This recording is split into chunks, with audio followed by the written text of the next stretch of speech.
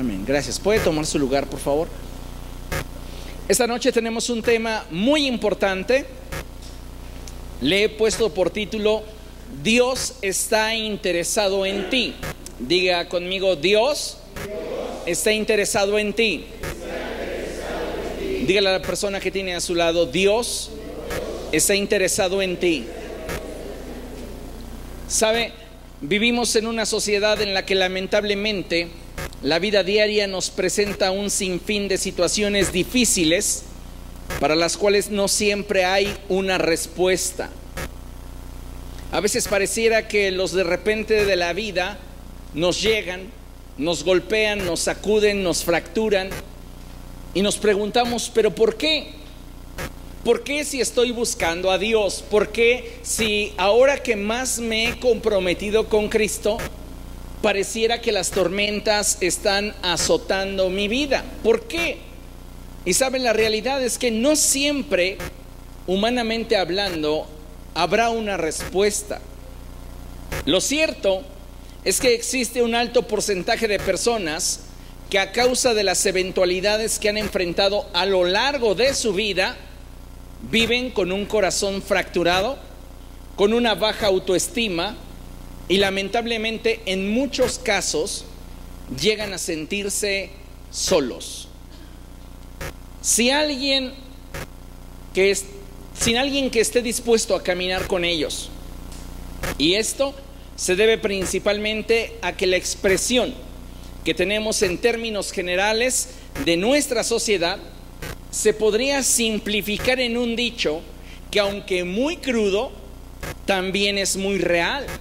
Y el dicho que permea la actitud general de la sociedad es que cada uno debe de rascarse con sus propias uñas.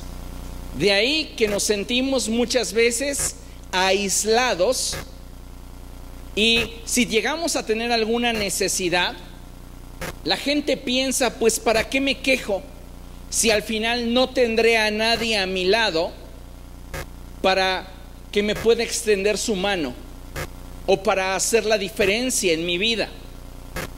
Es más, a veces nos sentimos tan incomprendidos en nuestras crisis que hasta llegamos a dudar de que no solo la gente nos pueda comprender, sino más allá que esto, llegamos a formarnos la idea de que en realidad lo que vivimos a nadie le importa. Dígale al que tiene a su lado: ahí te hablan.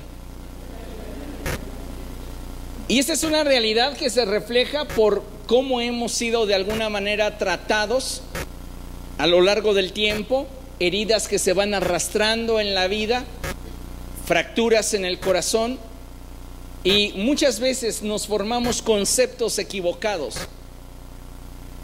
que de alguna manera nos hacen pensar, mientras que a los demás no les afecte, ¿qué les va a importar cómo me siento o qué estoy enfrentando? Y esta forma de pensar, además de que no es del todo objetiva y certera, porque siempre habrá una persona a la que sí le importe cómo te sientes y se esfuerce por entenderte, aunque no pueda cambiar tu circunstancia. Es que mire, realmente lo que estamos viviendo es un reflejo de nuestra cultura, y pareciera que la forma en la que nos desenvolvemos día con día nos empuja en esa dirección de pensamiento. Pues ¿a quién le va a importar mi situación? Si yo tengo un problema, yo veré cómo lo resuelvo. ¿Para qué le voy a contar al pastor, lo pongo entre comillas, lo que estoy atravesando, si al final no me va a solucionar mi problema? Y ese es el problema. Quieres a alguien que te dé solución cuando muchas veces lo único que necesitas es exponer tu situación. A veces creemos que de acuerdo a cómo nos ha ido en la feria será siempre, y si en el pasado a nadie le importamos y nadie vio por nuestra salud, nadie vio por nuestra escasez, nadie vio por nuestros momentos de aflicción, eso será siempre. Y sabes, esto no es realmente objetivo y tampoco es certero, porque aunque no lo creas, siempre habrá alguien a quien sí le importes. Y quizá esa persona no tiene la capacidad de cambiar tu circunstancia. Pero si tú no te estás abriendo solo por el hecho de que la gente no puede cambiar tu circunstancia, lo único que estás demostrando en ello es egoísmo. Porque lo que estás anteponiendo no son tus vínculos relacionales, sino tu interés de salir del hoyo en el que te encuentres, sea financiero, sea emocional, sea espiritual, sea social, sea laboral. Y esa es una realidad de nuestra sociedad. Somos demasiado egocéntricos y queremos que las cosas sean como nosotros hemos pensado, como nosotros hemos deseado, como nosotros queremos. Y al final de cuentas pareciera que cada vez estamos más aislados, que cada vez somos más incomprendidos, y nos vamos ahogando en nuestras circunstancias y en nuestras situaciones. Considero que como Iglesia de Jesucristo tenemos que hacer ajustes en nuestra vida y en esta frenética forma de vivirla, y tratar, amados hermanos, de ser más empáticos para aquellos que atraviesan por diversas necesidades. ¿Cuál es el problema? Yo tengo más problemas que las personas que me rodean. Yo tengo mis propias situaciones como para encima estar lidiando con los demás.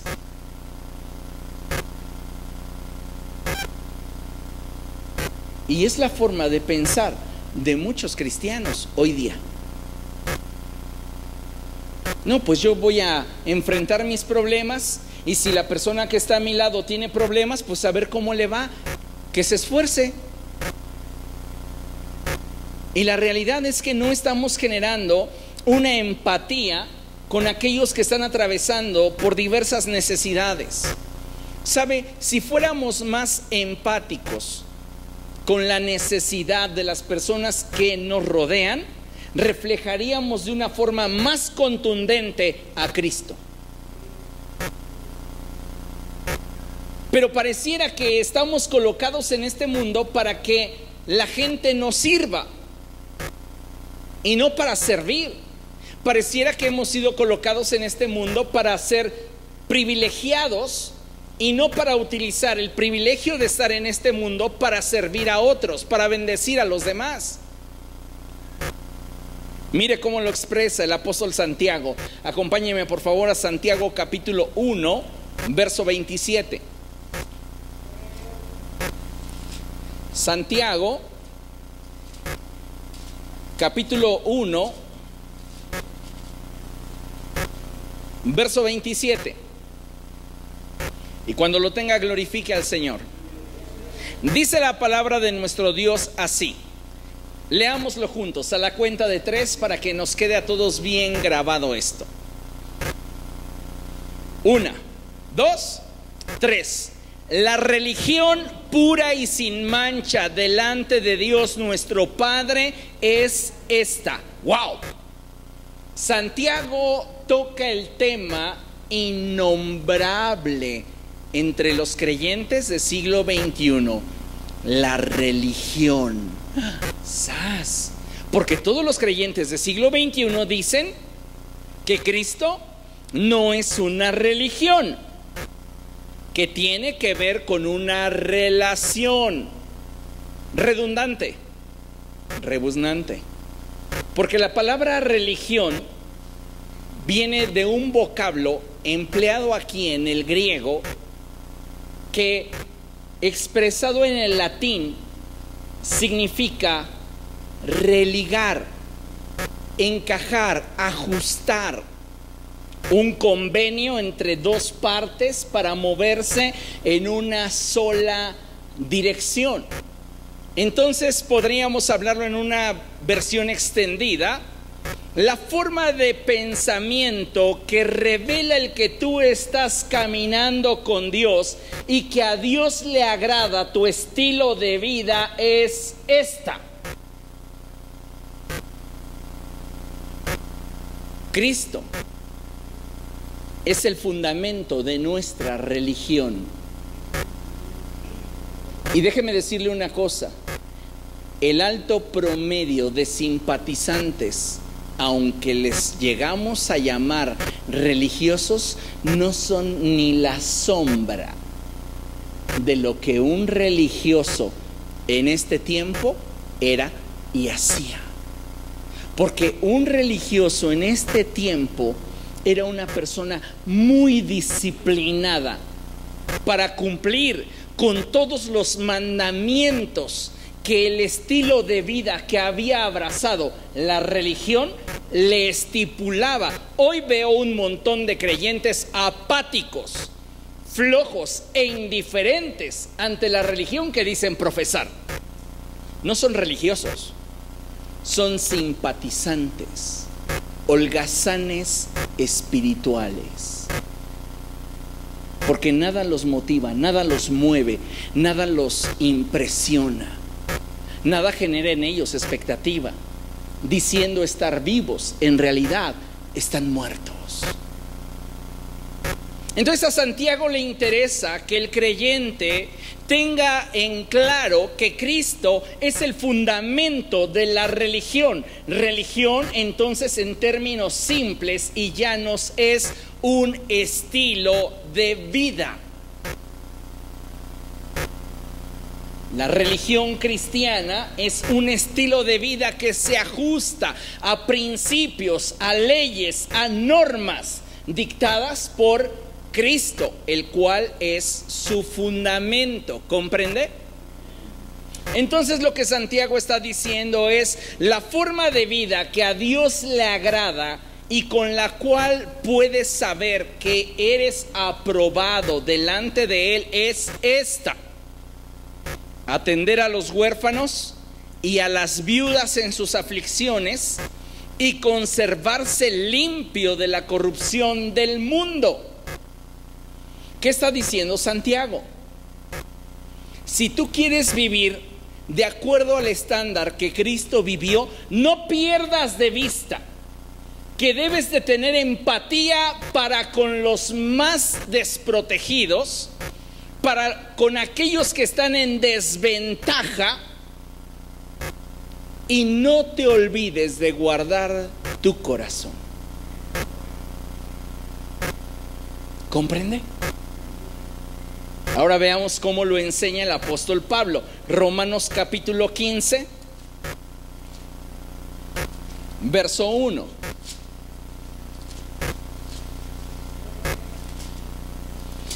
En Romanos capítulo 15, verso 1, la palabra de Dios nos muestra en síntesis el estilo de vida que como cristianos deberíamos de tener y manifestar. Fíjese lo que dice la palabra de Dios. Los fuertes en la fe debemos apoyar a los débiles en vez de hacer lo que nos agrada. Entonces la visión de pues que se rasque con sus uñas es más demoníaca de lo que usted se puede imaginar. Al menos cuando hablamos del estándar de la vida cristiana, hemos sido puestos por Dios en esta generación para ser sal y luz, no para ocuparnos solo de nuestros asuntos, solo de nuestros problemas. Y todos creemos que nuestros problemas son los más importantes, nuestros problemas son los más graves, nuestras carencias son las verdaderas crisis que se están viviendo, y no generamos empatía para las personas que nos rodean. Y lo único que estamos proyectando con ello, reitero, es egoísmo. Necesitamos entender que Dios está interesado en cada uno de nosotros. ¿En qué sentido?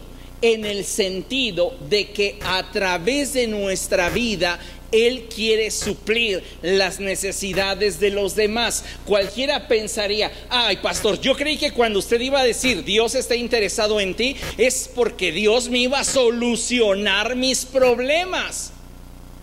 ¿Sabe? Dios quiere usarle pero para bendecir la vida de la persona que está atravesando en torno a usted por necesidad. Porque usted es un embajador del reino de los cielos. El problema es cuando nuestra visión se enfoca en el hecho de creer que todo nos lo merecemos. Y si Dios está interesado en mí, entonces es porque me va a solucionar mis problemas. Vea más allá.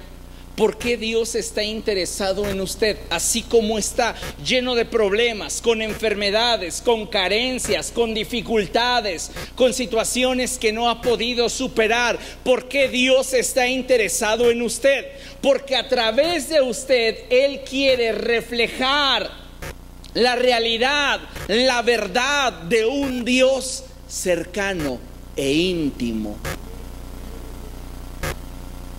Considere esto.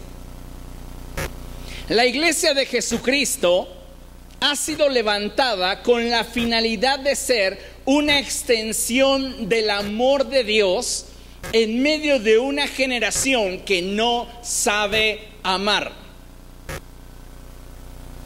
Muchas personas estarán en torno a ti de acuerdo a sus conveniencias del momento.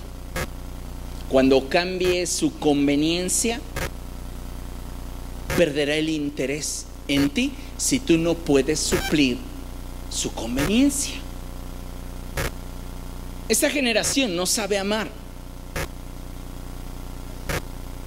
Esta generación es ególatra. Esta generación en la que nos encontramos es una generación en la que la gente quiere estar siempre en primer lugar, en segundo lugar y en tercer lugar.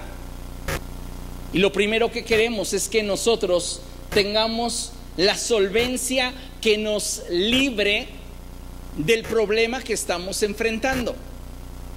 No nos interesan los demás.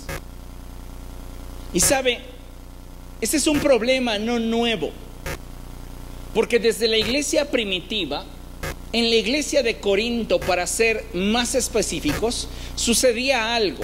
Y es que cuando la iglesia se reunía, hacían convivios. Y la cena del Señor se celebraba con vino, se celebraba con pan y compartían los alimentos. Pero ¿qué pasaba en la iglesia de Corinto? Bueno, pues llegaban algunos hermanos diciéndose que querían celebrar el sacramento ordenado por el Señor Jesucristo, pero la realidad es que su único motivador, su único impulso para estar ahí era darse el atascón de su vida. Y así lo describe Pablo. Muchos de ustedes llegan a la cena del Señor para atragantarse y terminar ebrios, mientras que otros ni siquiera alcanzan. A esos que se atragantaron, ¿usted cree que los demás le importaban? ¿Por qué tuvieron esa actitud? Piensa un momento, a ver, la iglesia de Corinto tiene una barra de buffet y está, ¿qué platillos les gustan? Unos camarones, está un pescado, está brócoli, ya que está en la onda acá, la saludable. Ponemos una charola con brócoli, ponemos una charola con, ¿qué le gusta?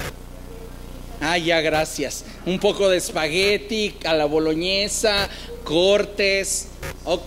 Imagínese usted que llegan y los hermanos empiezan a armarse platos de sendo tamaño. Y dices, ¿en serio? Para una congregación como la de Corinto,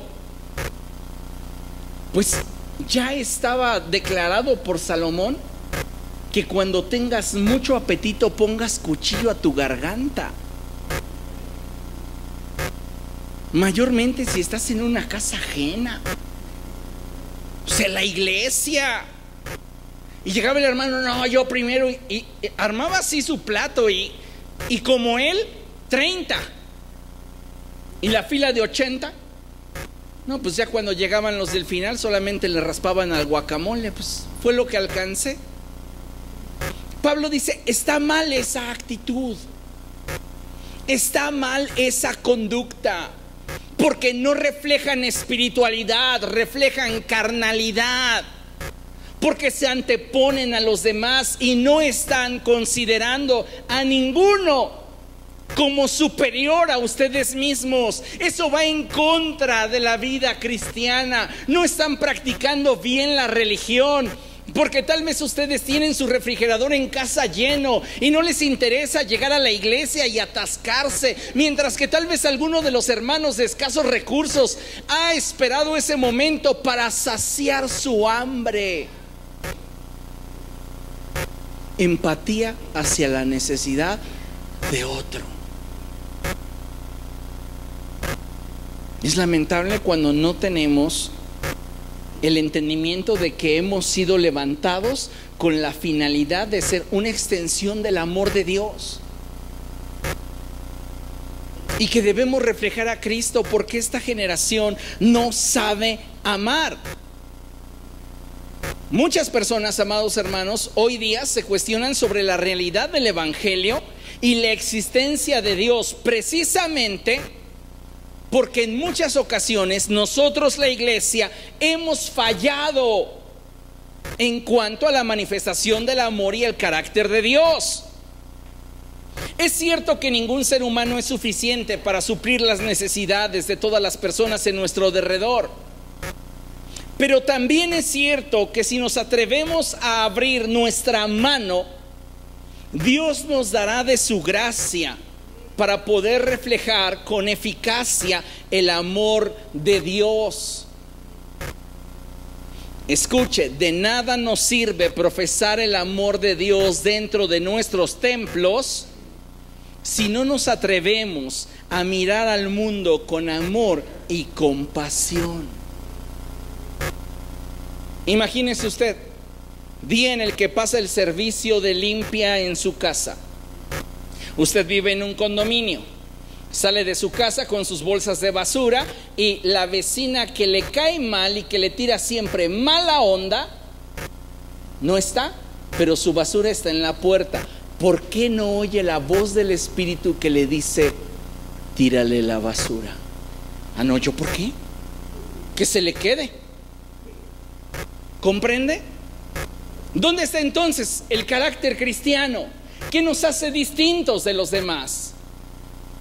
Si tratamos bien al que nos trata bien, en nada somos mejores que los que están en el mundo. No, pero pues es que me tira mala onda. ¿Y en quién gobierna Cristo? ¿Y quién es la iglesia?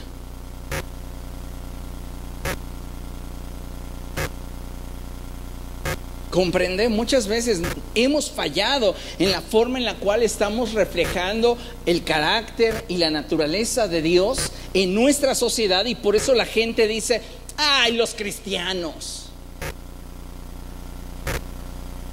Porque nos ven tan egoístas o más egoístas que la gente que no asiste a un templo los fines de semana.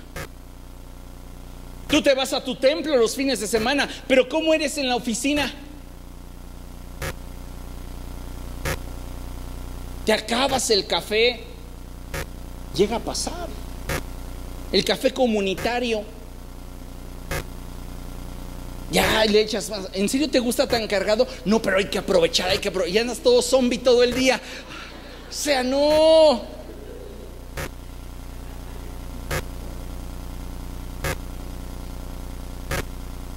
Hemos fallado en mostrar el carácter de Dios, en interesarnos en los demás, en sus necesidades. Ah, hoy no me saludó, es que muy seguramente trae algo contra mí. No traía algo contra ti, traía unos cólicos mensuales que ni te imaginas. Ustedes, mujeres, saben que muchas veces no están de ánimo como para estar como el pastor, ¿verdad? Generalmente es que el pastor tiene que estar así, es que si no está así ya no refleja el amor de Dios. ¿Comprende? A veces algunos de ustedes pudiera traer un malestar, una muela, una uña, una infección en el estómago, qué sé yo, pero no somos empáticos, ni siquiera nos interesamos como para saber qué es lo que está sucediendo en la vida del hermano. Y si no me atrevo a preguntarle, por lo menos acercarme y decirle: hermano, estoy orando por usted, ¿le gustaría que oremos? No, yo tengo suficientes problemas como para todavía preguntarle a la gente si quiere que yo ore por ella. Pues no, ahí está el pastor, ahí están los ancianos, ¿yo qué? Hasta me van a regañar. No, yo tengo mis propios problemas. ¿Qué se muestra en ello? Que no nos vemos como cuerpo, que no nos vemos como hermanos y que no entendemos que somos hijos de Dios. Porque si realmente lo entendiéramos, nos daríamos cuenta de que Dios está interesado en mi vida para que yo pueda bendecir la vida de aquellos que en torno a mí están atravesando por una situación quizá ni tan grave como la mía, pero para hacer la diferencia en la vida de esa persona. En este sentido, es de suma importancia el que la Iglesia de Jesucristo abrace su papel en esta generación. Y quizá, tal vez, nuestra capacidad respecto de la necesidad que enfrentan aquellos que nos rodean sea equiparable a aquellos pescados y aquellos panes para los 5,000. Imagínese usted, vaya a ese cuadro. Hay 5,000 hombres hambrientos, sin contar las mujeres ni los niños. Cerca de unas 12,500 personas con hambre. Y Jesús tiene el deseo de alimentarlos a todos. Hay una persona que dice: pues yo tengo unos cuantos pescados y unos cuantos panes. ¿Esto qué es para semejante demanda? Oh, matanga, dijo la changa, me los como yo y me olvido de los demás. ¿Tienes hambre? Pobre de ti, mi chavo, ni modo, yo sí traigo mi lunch. No pensó así. De todos esos 12,500, le aseguro que el más converso era el chavo, porque lo que tenía, dijo: pues no sé si supla la necesidad, pero aquí está, Señor. Abrió su mano y Jesús lo sorprendió. A veces decimos: no, pues yo quién soy para orar por otra persona o para preguntarle cómo ha estado. Si el Espíritu Santo mora en ti, eres el indicado, eres la indicada. Porque la comisión que tienes de interesarte en las situaciones que otros viven procede directamente de Dios. Pero no, muchos de nosotros decimos: yo no me voy a interesar en los demás. Ya quisiera yo que mis problemas se solucionaran. ¿Qué demostramos con ello? Egoísmo. Y eso nos incapacita para poder reflejar realmente a Cristo. Ese muchacho dijo: aquí están mis pescados y mis panes. No es mucho, pero lo pongo en las manos de Dios. No, ¿yo qué voy a orar si yo ni orar sé? ¿En serio no sabes? No sé. Entonces no oras ni por los alimentos, ni salvo eres. Ay, no diga eso. Entonces, ¿qué dice la Escritura? Que el Espíritu en nosotros nos ayuda en nuestra debilidad y que incluso Él intercede por nosotros. Claro que puede ser un vehículo de la gracia de Dios y del favor de Dios para otros. Claro que puede ser la diferencia en la vida de aquellos que están atravesando por pruebas, por dificultades. Escuche esto. Si hay algo con lo cual la Iglesia de Jesucristo debe aprender a lidiar y vencer para poder ser luz en el mundo, es principalmente con su egocentrismo. Deja de mirarte a ti y comienza a mirar en derredor. Siempre estamos poniendo nuestra atención en lo que nos hace falta y no nos interesa lo que les hace falta a los demás. Reitero, ninguno de nosotros tiene la capacidad y el potencial para suplir las necesidades de los demás. Es verdad, tenemos una capacidad limitada, pero si tú te dejas usar por Dios, puedes cambiar la historia de aquella persona que está atravesando por diversos problemas o situaciones. Mira, hay personas que no están esperando que usted cambie su circunstancia. Lo único que están esperando es que usted tenga un poco de empatía.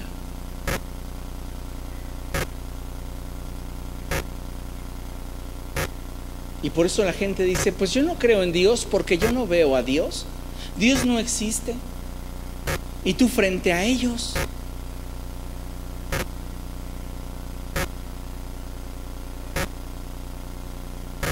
Deberían de ver a Cristo a través de ti. Ver la evidencia más fuerte y tangible de la realidad del Evangelio a través de nuestra vida. Pero no, estamos acostumbrados o adoctrinados por nuestra sociedad a vivir la religión de templo. Pues dentro del templo sí me voy a pegar a los estándares de Cristo. Dentro del templo hasta diré un aleluya, un gloria a Dios.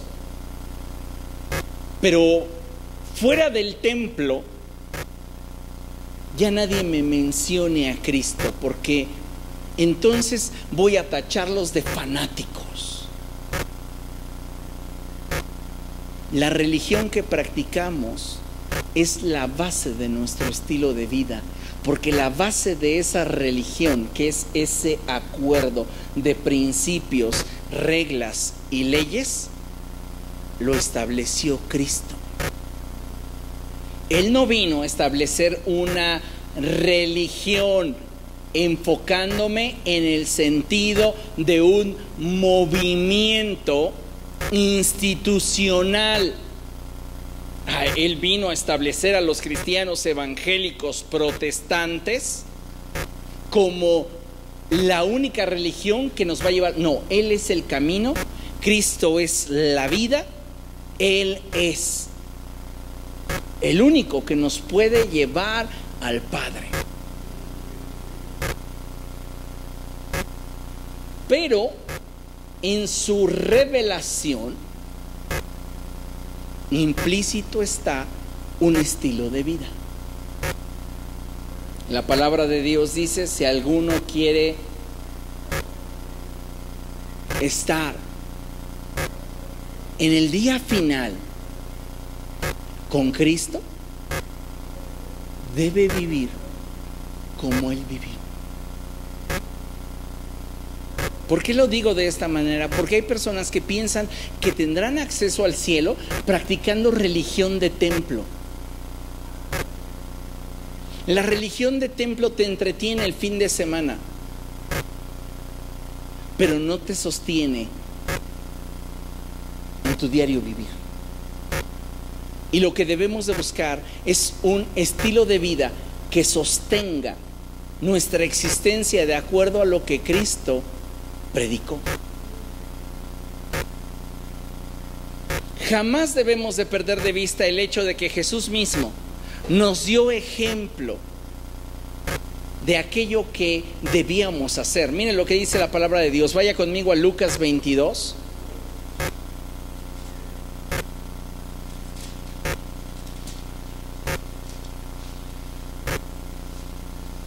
Lucas 22.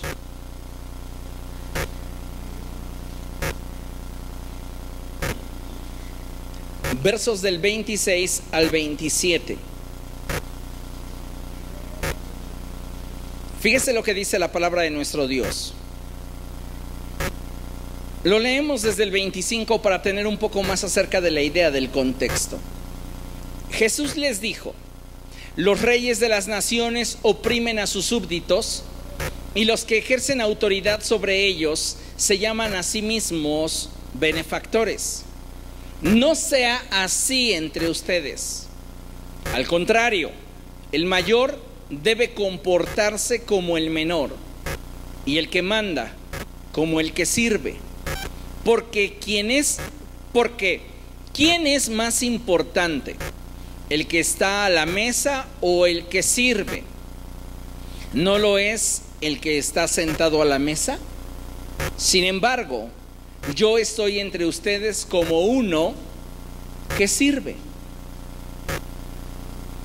¿Dios estaba interesado en Jesús? Le hago esa pregunta. ¿Dios estaba interesado en Jesús? ¿Sí o no? ¿Cuál era el interés de Dios en Jesús? ¿No que manifestara la naturaleza y el carácter de su Padre? ¿No por eso el profeta Juan, apodado el Bautista, dijo: arrepiéntanse porque el reino de los cielos se acerca?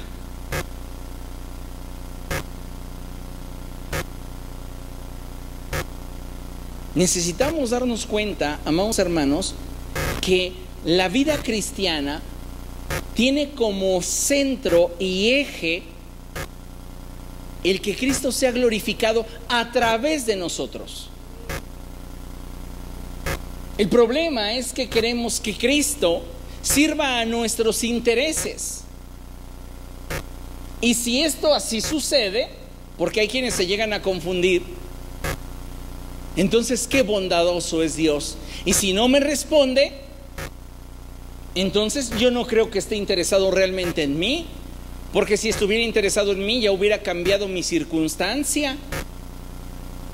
¿Sabe? Él está interesado en usted, pero no para cambiar su circunstancia, sino para que usted en medio de su circunstancia aprenda a no dejar de brillar,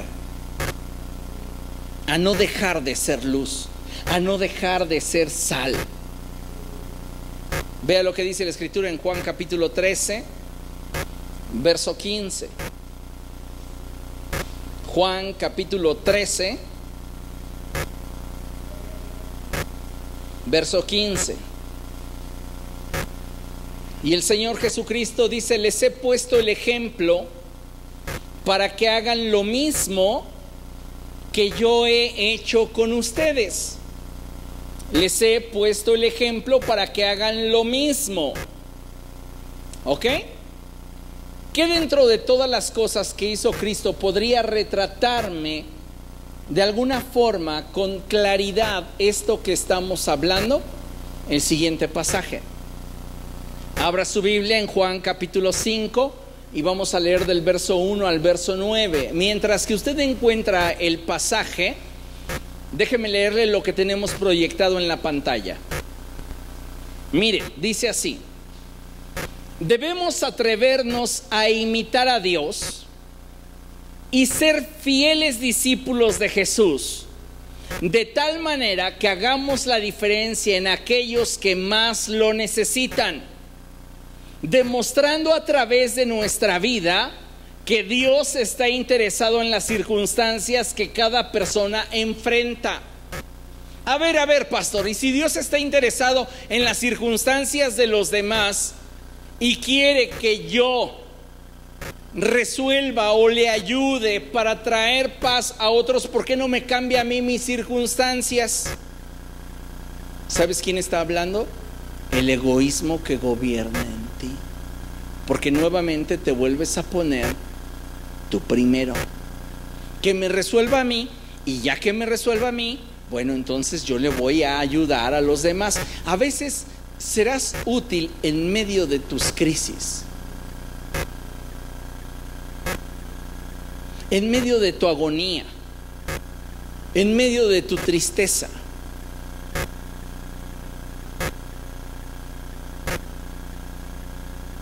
Pablo mismo lo expresa y él dice: para que a través de mi tristeza otros puedan ser consolados. No dice a través de mi alegría o hasta que esté contento, yo voy y los consuelo. No. A veces queremos que todo en nuestra vida esté perfecto para activarnos, cuando en realidad Dios está interesado en manifestar su gloria a través de ti, así como estás. Enfermo, quebrantado, triste, decepcionado, herido, lastimado.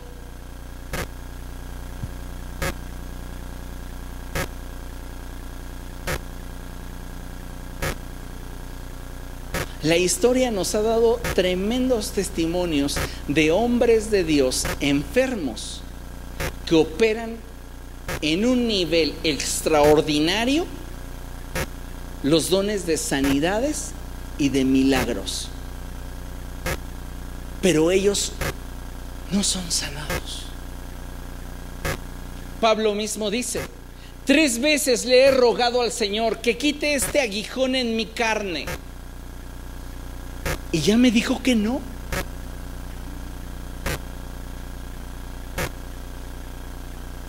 Cualquiera que no tuviera su mente y su visión en Cristo se amarga.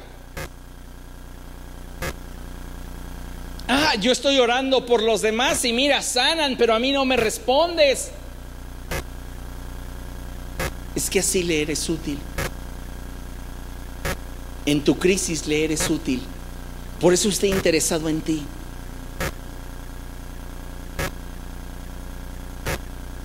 Dios está interesado en tu situación, en tu quebranto, en tu enfermedad, sí, pero más está interesado en que en medio de esas circunstancias tú seas luz, tú seas sal, y que otros puedan ser levantados a través de ti, sin importar que tú estés aparentemente mal. Como dice el apóstol Pablo: derribados, pero no destruidos. No, hasta que yo esté completamente bien, entonces podré echarle ganas para bendecir al cuerpo de Cristo. Así como estás. Caso bíblico: Eliseo está ya en el lecho de la muerte, y llega el rey de Israel a visitarlo, y lo que el rey de Israel quiere es que lo bendiga, y le recuerda cómo él obtuvo su bendición. Padre mío, carros y fuerza conductora de Israel. Eliseo se está muriendo y está dispuesto a caminar la segunda milla, y se para el hombre ya mal y le dice: abre la ventana de la habitación que da al oriente. La abre el rey, tira estas flechas, y el rey lo agarra y las tira y profetiza victoria para el pueblo de Israel. Y ahora le dice: agarra este puño de flechas y golpea el suelo. Y este hombre lo hace 3 veces. Como dice: ay, este viejito, yo creí que iba a mover sus manos y me iba a declarar algo así fuera de serie. ¿Qué es lo que quiere que haga? Bueno, para darle gusto, ya que lo paré de la cama. 1, 2, 3. Dice Eliseo: ¿cómo se te ocurre? Estoy dando la segunda milla para bendecirte, y tú estás interesado solo en ti, en lugar de poner tu vista en lo que tú hagas bendecirá a los demás. Porque lo que has hecho, lo has hecho pensando en ti. Solo tendrás 3 victorias. Si hubieras sido más generoso y hubieras tenido en mente a los demás, Dios te habría dado la victoria sobre todos tus enemigos para siempre. Qué contraste, ¿no? El rey que llega bien, pero está pensando en él. Y Eliseo está en el lecho de la muerte, y en lugar de que éste le traiga una despensa, viene y le pide que lo bendiga. Bueno, pues se para el anciano, lo bendice y ya les conté qué sucedió. Debemos atrevernos a imitar a Dios y ser fieles discípulos de Jesús, de tal manera que hagamos la diferencia en aquellos que más lo necesitan, demostrando a través de nuestra vida que Dios está interesado en las circunstancias que cada persona enfrenta. No nos interesa si la gente de la congregación tiene problemas familiares, no nos importa. No nos importa si hay personas que están atravesando por depresión, si hay personas que están enfermos, si no le hemos visto 2 o 3 reuniones, ay, pues ya se perdió. Nos es más fácil soltar un comentario negativo acerca de una persona con base en el prejuicio que gobierna nuestra mente que un comentario que sea filtrado por la cruz.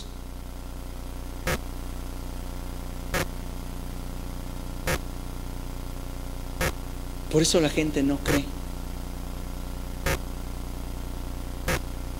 Porque somos muy egoístas, egocéntricos. Juan capítulo 5, vamos allá, Juan capítulo 5, versos del 1 en adelante. Y dice la palabra del Señor así: algún tiempo después se celebraba una fiesta de los judíos y subió Jesús a Jerusalén. Había allí, junto a la puerta de las ovejas, un estanque rodeado de 5 pórticos, cuyo nombre en arameo es Betzatá.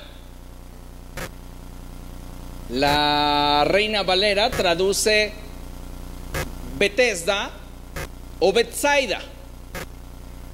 No importa, se refiere al mismo lugar. La NBI deja de traducir aquí. La Reina Valera continúa. ¿Quién trae una Reina Valera? Préstemela, por favor, pásamela, Joel. Fíjese lo que dice la Reina Valera, capítulo 5, verso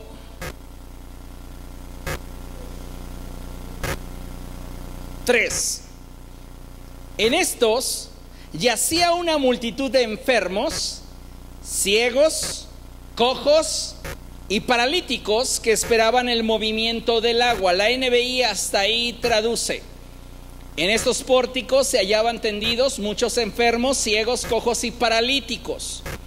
Si se da cuenta y pone atención al texto de la NBI, brinca del verso 3 al 5. Es que es la Biblia del diablo, ya lo leí en Facebook. Ignorantes, no tienen ni idea y simplemente le dan compartir, reenviar. Walt Disney está detrás de la NBI, son una secta de satánicos y Andrés Manuel es el que los dirige. ¡Ay, te cae! En serio que nos aventamos cada novela, que wow.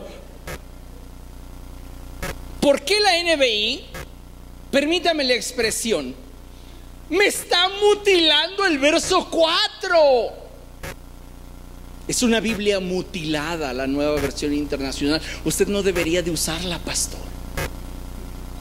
Gente se ha ido de aquí porque uso esta versión y no han entendido mi explicación del por qué uso la Nueva Versión Internacional. Uso la Nueva Versión Internacional porque creo que su lenguaje está al alcance de personas no estudiadas y sí estudiadas. No todas las personas dentro de esta congregación tienen estudios de nivel de licenciatura. Sí tenemos un buen promedio, pero no todos. No puedo ocuparme de pastorear solamente a los que tienen nivel de licenciatura para arriba, que sin problema, y si han leído más de 100 libros en su vida, comprenderán la Reina Valera versión 60. Si usted no ha leído más de 100 libros en su vida, no va a comprender todo lo que la Reina Valera dice, porque muchas palabras que la Reina Valera emplea ya no se usan. Entonces usted se queda con lagunas y dice, bueno, pues amén. Es la palabra de Dios. Pero la palabra de Dios fue dictada en un lenguaje coloquial. Jesús no les hablaba rebuscado. Cuando habló de la parábola del sembrador es porque la gente estaba familiarizada con eso. Lo que a él le interesaba es que la gente le entendiera. ¿Para qué Jesús se elevaba si nadie le iba a entender? ¿Comprende? Por eso uso esta Biblia. Ahora, las malas interpretaciones bíblicas se dan por el escaso conocimiento del que interpreta el texto. Aunque tuviera el mismo papiro de la iglesia primitiva, si no entiendo el misterio de Cristo, tergiversaría la verdad. ¿Comprende? Sea con papiro o con NBI, las herejías salían. Pablo mismo ya lo dice, andan muchos por ahí enseñando lo que no deben. ¿Cómo? Si tienen el papiro. Sí, pero no entienden el misterio del Cristo. ¿Comprende? Ok, bueno. Por eso usamos la NBI, para que todos la comprendamos, aunque no hayamos tenido estudios de secundaria, de preparatoria, de universidad o doctorado, la entendemos, es fácil de entender. Ahora, no, pero no me la cambie. ¿Por qué no hay verso 4? A mí, dígame. Simple. Porque en los manuscritos más antiguos el verso 4 no está. El verso 4 es un añadido que a algún copista se le ocurrió incluir para dar claridad sobre la idea del texto. ¿Por qué están en el pórtico de Betesda, Betsaida o Betzatá estos enfermos, cojos, ciegos? ¿Por qué están ahí? Mire, la Reina Valera sí lo expresa. Los manuscritos que utilizó Cipriano de Valera y Casiodoro de Reina y Cipriano de Valera, y las revisiones que se han estado haciendo al texto han empleado manuscritos más recientes a aquellos que fueron empleados en la traducción de la Nueva Versión Internacional. Por este motivo es que continúan todavía estando presentes en las nuevas ediciones. Pero bueno, el verso 4 dice: porque un ángel descendía de tiempo en tiempo al estanque y agitaba el agua.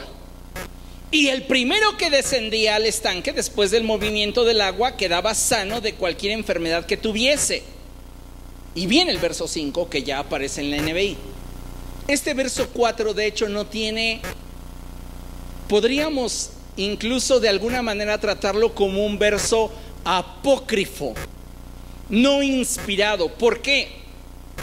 Porque este verso 4 no tiene como fundamento, escuche bien lo que voy a decir, la inspiración del Espíritu, sino es más bien la opinión de una persona para clarificar una superstición que había entre los judíos.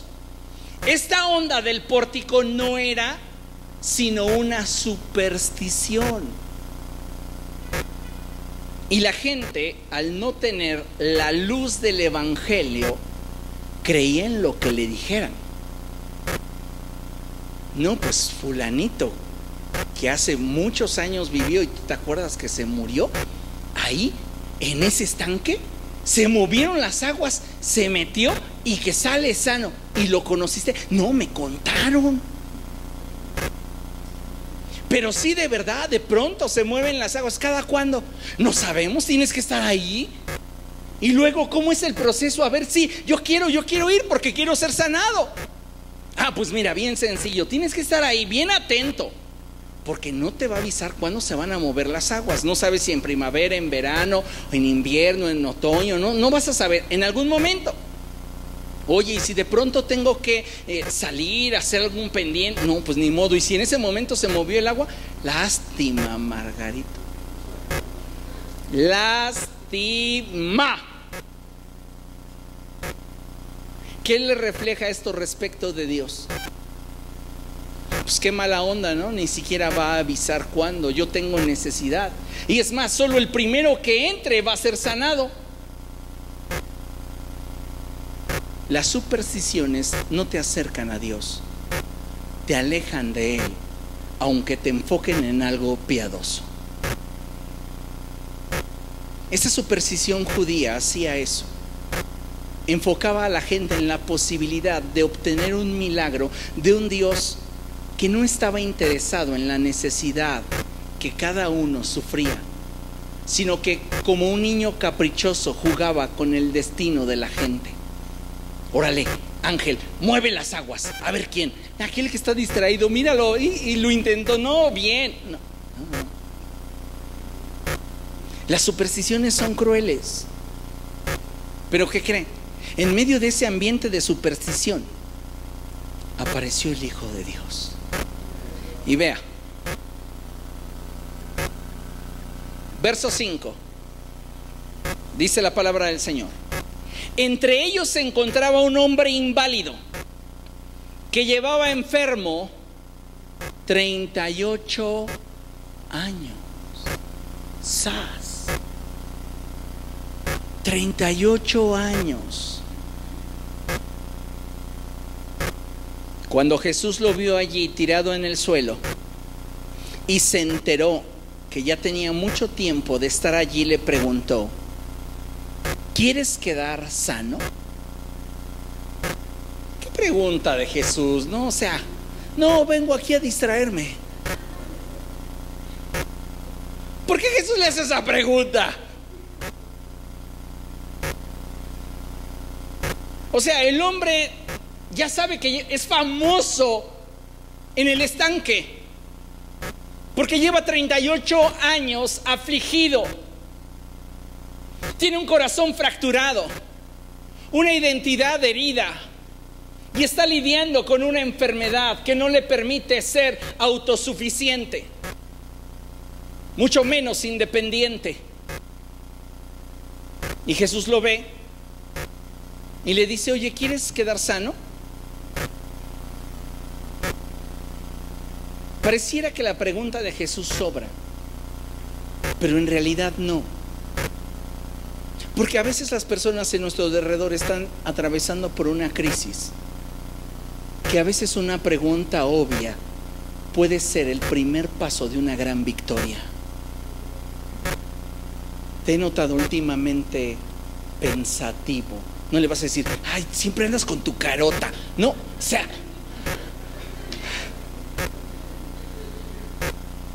sea empático, no sabe qué tiene.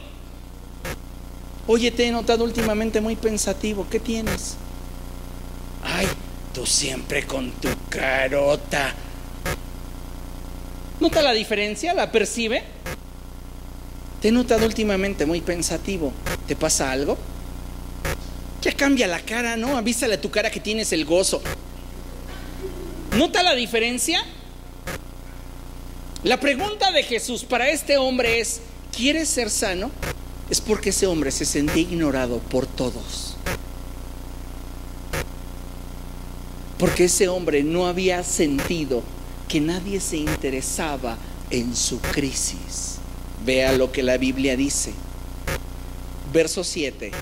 Él le respondió: Señor, no tengo a nadie que me meta en el estanque mientras se agita el agua. Y cuando trato de hacerlo, otro se mete antes. Este hombre está atravesando por una crisis de soledad que le hace saber en su corazón que su necesidad a nadie le importa y que su estado de ánimo no le interesa a ninguna persona que en torno a él está, porque todos están buscando su propio beneficio.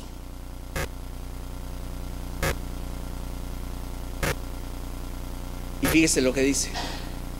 Entonces Jesús le contestó: levántate, recoge tu camilla y anda. La superstición nos retrata a un Dios ausente. Pero la religión que Cristo profesa reclama a un practicante interesado en la necesidad de quienes le rodean.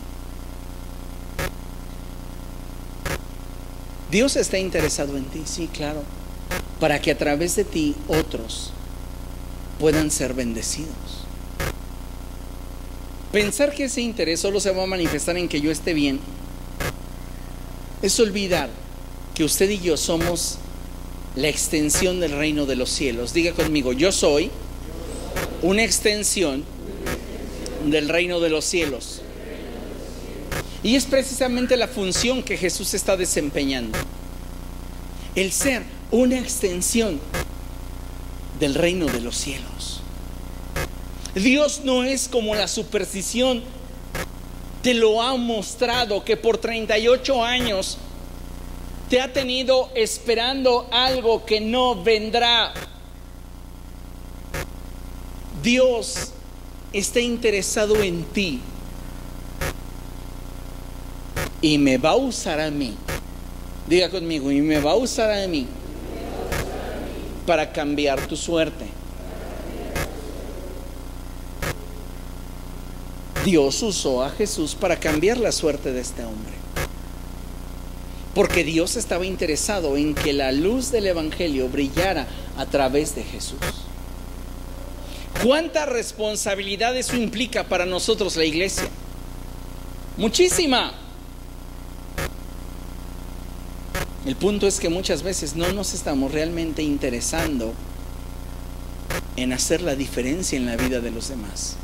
Para concluir, mire, en 2 Timoteo capítulo 4 versos 16 y 17 es el apóstol Pablo hablando, y él dice: en mi primera defensa nadie me respaldó, sino que todos me abandonaron, que no les sea tomado en cuenta.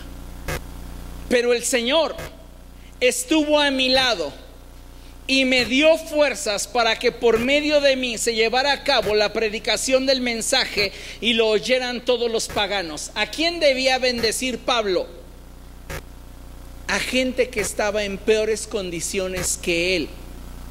Él podría haber dicho: no, yo voy a hacer luz hasta que tenga un equipo fiel. No, yo voy a hacer sal hasta que la gente que está en torno a mí me respalde de veras. Dios va a entender que ahorita yo no esté sirviendo al 100 por cómo me encuentro. Me acaban de abandonar, no hay nadie que me respalde. Dios lo sabe. En tu crisis Dios está esperando que cambies tu actitud para Él glorificarse a través de tu escasez. Es cuestión de querer. Pero mientras nos siga gobernando ese egocentrismo, seguiremos inhabilitados, incapaces de poder ser de bendición a otros. ¿Por qué? Porque primero estamos nosotros. Y hasta que yo no tenga lo que quiero, entonces que los demás se esperen. Piense usted si usted está reflejando la religión que a Dios le agrada.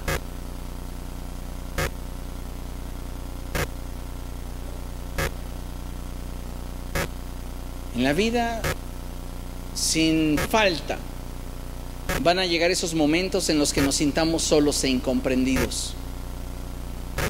Pero algo que debemos entender es el hecho de que el Señor Jesús jamás nos ha dejado solos.